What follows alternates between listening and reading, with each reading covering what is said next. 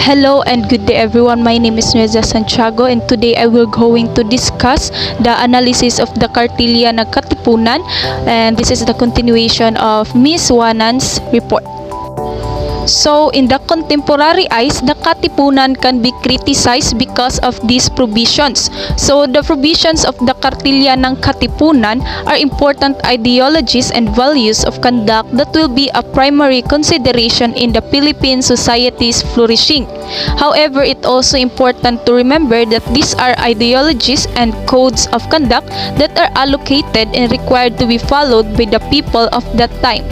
One must not forget the context where the organization was born. So organizations usually start as one person's bright idea and often as a result of random juxtaposition.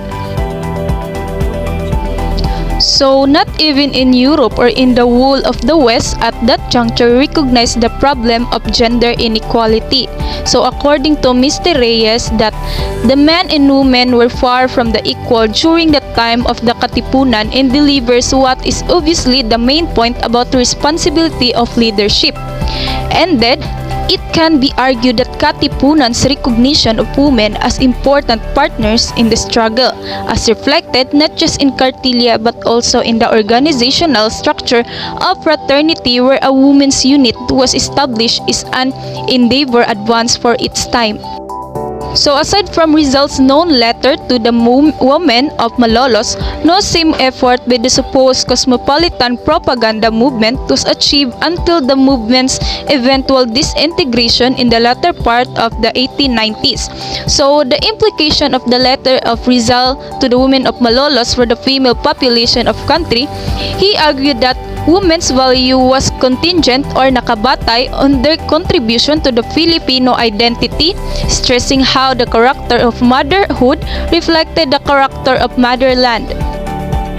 Aside from this, the Kartilya was instructive not just of the Katipunan's conduct toward other people, but also for the members' development as individuals in their own rights. So generally speaking, the rules in the Kartilya can be classified as either directed to how should treat his neighbor or to how should develop and conduct oneself.